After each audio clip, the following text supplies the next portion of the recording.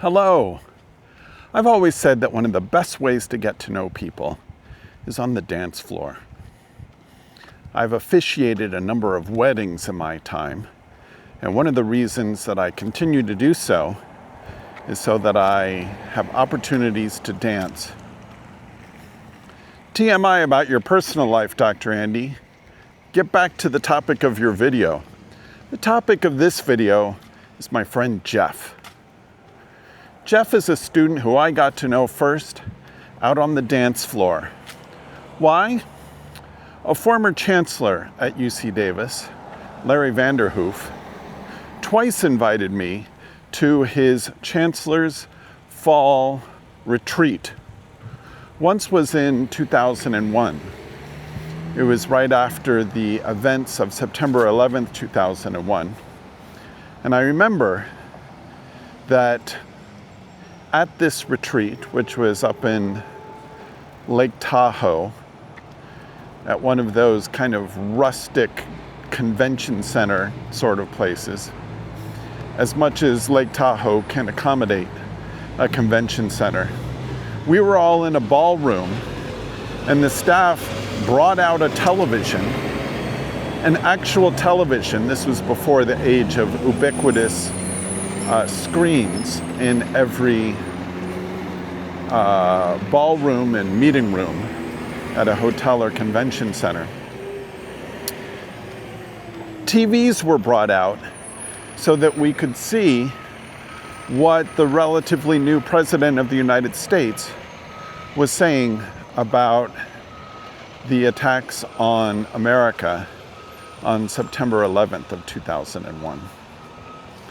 It was a gripping and memorable moment, and I was grateful for the leadership of Larry Vanderhoof and for his friendship and his faith in me that he would invite me to his chancellor's fall retreat.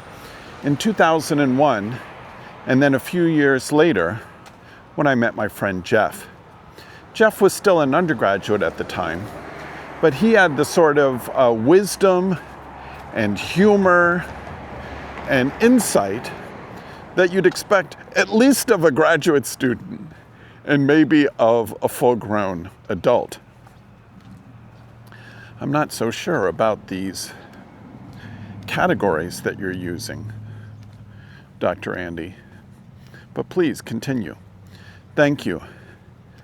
So Jeff was there, a bunch of graduate students were there, faculty were there. Patricia Turner, who was then the vice provost for undergraduate education, she was there. And we were all sitting in some sort of important get-together. There were drinks. And then at some point, Patricia Turner, who was many years my senior, tapped me on the shoulder and said, "It's time to head to the dance floor." And so I and Pat, and then a bunch of young people gathered on the dance floor to begin the dancing. And amongst those young people was my new friend, Jeff.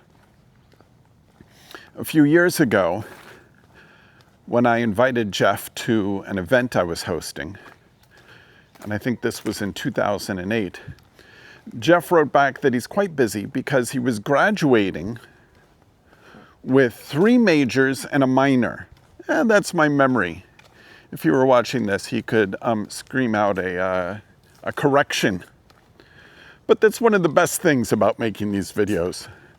There's no one here to tell me that I'm wrong, that I've misremembered. I just continue. The walks and the talks, they just continue. That's why I think people rarely make it to the end of these videos, at least according to what I'm learning from YouTube Studio. Nevertheless, I continue.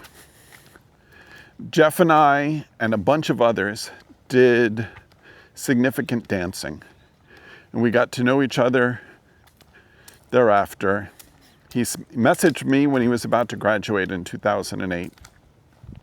And then at some point, he moved off to China with his girlfriend, who later became his wife,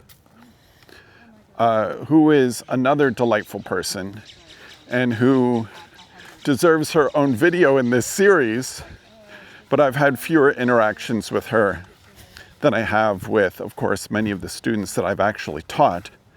And some of them may wonder, wait, you're including Caitlin, but you're not including me?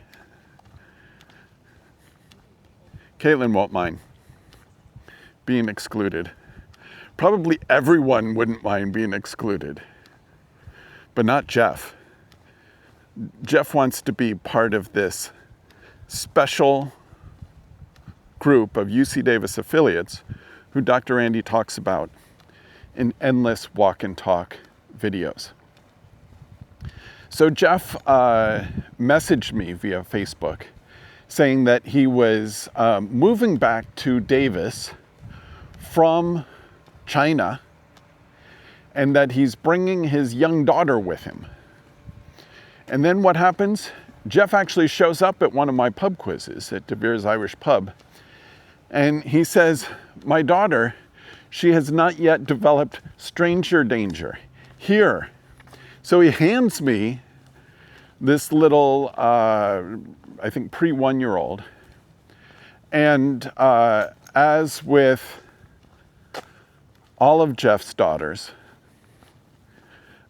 she's just adorable and beautiful and was very happy to be in my arms. Jeff had messaged me, I'm moving back to Davis, and you're one of the few people I still know well. So I'll have questions about neighborhoods, preschools, etc., etc. And Jeff asked all those questions. I hope I answered them to his satisfaction. Over the years, I would write Jeff letters of recommendation, and some of them worked. I'm sure it had nothing to do with the fact that he was such a strong candidate, but he got positions working at local community colleges, teaching writing and English as a second language. He got a job for my very own university writing program at UC Davis, teaching the same. Eventually, I even orchestrated for us to hire Jeff at Academic Technology Services, where I'm the academic director, so he could help us with some instructional design projects. That was fun. Over and over again, I tried to figure out what sort of letters of rec can I write to keep Jeff and his adorable family here in Davis. I think there were other factors at play.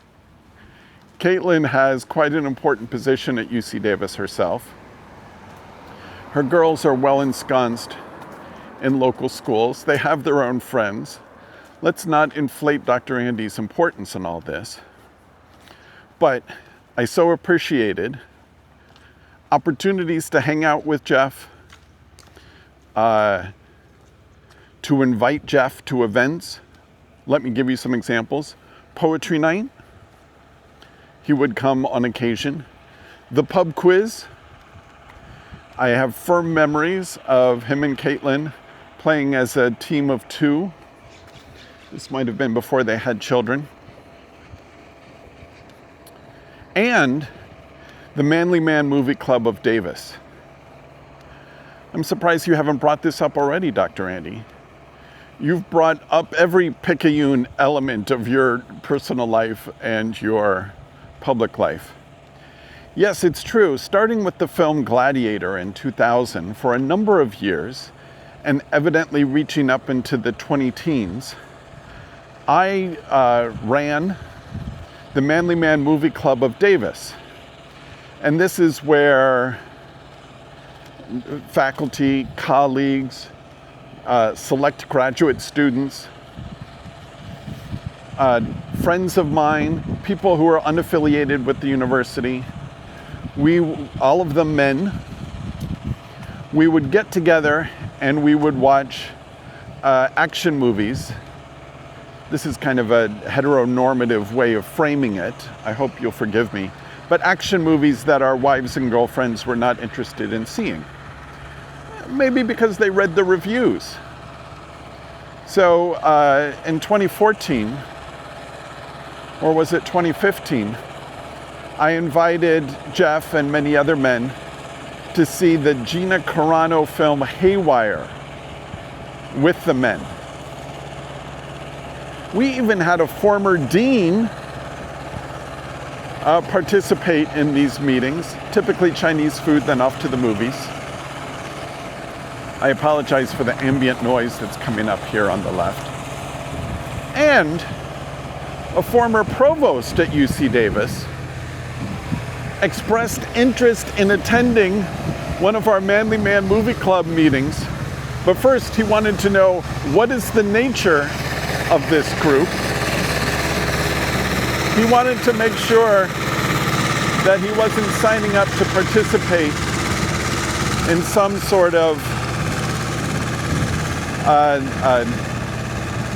sexist organization.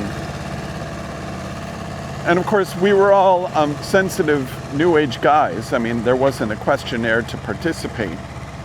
But that particular provost never joined us. He and I have shared meals under other occasions. But it was just another chance for us to appreciate each other's company and to support local businesses in the city of Davis and to see fine movies. Fine movies, that may be overstating it. To see movies, action movies. And Jeff joined us from time to time. Speaking of movies, good morning. Have you seen these Toy Story movies? I bet you have. How are you going to connect this, Dr. Andy? Those Toy Story movies really hit my daughter Geneva hard. Jeff's going to come back into this story in a moment. Out on this walk, I just ran into my friend Martha. I'm wondering now if Martha remembers the many conversations that we've had. I offered to mail something for her just now, and she said she wanted to get her steps in. Good for her. I'm doing the same thing. Get back to your video, Dr. Andy. With regard to these Toy Story movies, they posited that the stuffed animals and plastic action figures have lives, have personalities, have hopes and dreams, have communities, and, as we discovered in the first Toy Story movie, sometimes have ephemeral lives. Every major toy, spoiler alert, every major toy in Toy Story 1, for example, survives the film, but not every minor toy. There are bit players for whom interactions with Sid do not go well. Well, these movies had a profound effect on my young daughter, Geneva. So much so that she developed a profound and sustained connection to each of her hundreds of stuffed animals. This meant that she could not let any of them go.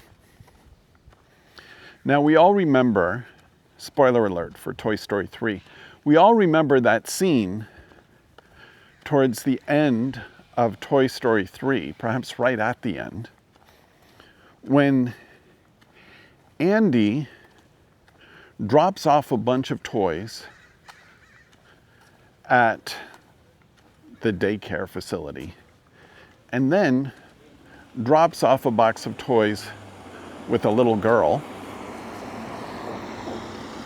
a girl who once came across Woody and developed her own connection with Woody. And he's about to drop off his second tier toys, but then he looks in the box and he sees Buzz and Woody and the others, his first tier toys. Good morning. Good morning. And so then everyone in the theater, say under the age of 10, says, oh my gosh, Andy, you can't give away your first tier toys, Buzz and Woody and the others, Mr. and Mrs. Potato Head, that dog that's also a Slinky, the dinosaur, etc. The pig. You can't give away these toys to a perfect stranger, but he plays with the little girl and he realizes that the toys would have a good home, that they would be loved by this shy little girl, upon whom he bestows this centrally important gift. I think it was important for my daughter to have seen that movie in 2020. Why? Because we tried to buy a new house in 2020. You can tell by the way I framed that we were unsuccessful. But in order to do that, we needed to clean out our own home. And we owned, and I should add, present tense, own, perhaps against our will, hundreds and hundreds of stuffed animals, all of whom were profoundly important to my daughter Geneva growing up. And unlike Andy in those movies, the opportunity to go to college did not sever the connection between Geneva and these toys. But we had the idea of holding a garage sale of a very different sort. And that is a garage sale where we would reach out to friends that we had with small children and invite them to come and basically adopt our toys. So you know who had two delightful young daughters who I'm sure, although they had enough books, did not have enough stuffed animals? My friend Jeff. So we contacted Jeff and said, Jeff, it's 2020. It's halfway through the first year of the pandemic. Mask up, come to our house, and please take our toys. It's a VIP garage sale, by invitation only, and you have to go away with things. But Geneva, she wants to look into the eyes of the children who would adopt her favorite toys, very much like Andy in the film Toy Story 3. Well, reader, it worked. We were able to unload a huge number of books and toys and stuffed animals to the children of people who we knew. And so we were so grateful, of course, not only to have friends of a generation or so younger than us who had small children, but to have Jeff and his daughters. Because we talked in the front yard, I introduced Jeff to several other friends. It was a delightful and special event. It was a necessary handoff of part of the childhood of my kids in such a way that it would enrich the childhood of Jeff and Caitlin's daughters. So that's a fond memory from 2020. Catch us up to the future, Dr. Andy. We want to know more about your friendship with Jeff. Well, just maybe 6 months ago, 9 months ago, I reached out to Jeff and said, hey, I'm going to Sudwork. This is where I host pub quizzes now. Thanks for the mention of a pub quiz. Isn't this entire channel called Diary of a Quizmaster? Where are the quizzes? So I reached out to Jeff and I said, Jeff, hey, dinner's on me. Want to meet at Sudwork? He said, sure.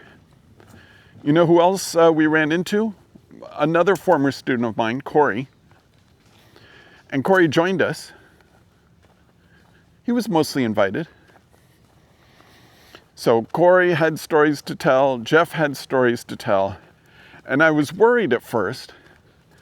Am I being obnoxious by inadvertently inviting someone to the dinner date that I had with Jeff, a chance for us to catch up on our lives? I wanted to learn more about his wife's new position at UC Davis. I wanted to learn more about his daughters. I had questions after receiving their yearly Christmas card. Also, one moment. Good morning. Good morning. Also, Jeff had a position high up in Friends of the Davis Library. How was that going? Was that exhausting? Does he work with more septuagenarians and octogenarians as whatever position he had, maybe the president of the Friends of the Library here in the city of Davis, than I did as a Quizmaster? I mean, I do get to dine with the Mavens every Wednesday evening at 6 at Sudwork. You're also invited, bring your team. These are the topics I anticipated talking about. But also another topic. Jeff, what's up with your samurai haircut? A, that is so cool. B, how do you do that? Is that what they call a man bun? How do you manage your hair so long? Were you inspired by Thor? These are some of the questions that I wanted to ask Jeff at dinner. But then Corey showed up and he had stories to tell. And I kept non-verbally checking in with Jeff. Hey, we've got this third person here, and I'm the common denominator. How are you doing? But Jeff, he was the same confident person who engages well with strangers that I was first introduced to when we met on the dance floor in the 2000s. Jeff has been an undergraduate, a graduate student who I've known. He has been a colleague in the university writing program and a colleague in academic technology services. He's been a friend to whom I've introduced many of my friends. He and his children have been the recipient of some of our favorite toys. And we continue to text on the regular. I went to review a few of our text messages. There are hundreds of them, many of them with photos, with quips. We would all be lucky to have such a friend. And I'm glad that when I was considering who deserves to be in my, good morning, inner circle, that I considered Jeff the undergraduate more than 20 years ago. My name is Dr. Andy. Thanks for making it to the end of one of my longer videos. Thank you, Jeff, for being such a good friend over the years. I'm glad that in retirement, I'll be able to stay connected, not only to people like you, but to you in particular. And I'll see you next time with another chapter from Diary of a Quizmaster. Like and subscribe. Bye-bye.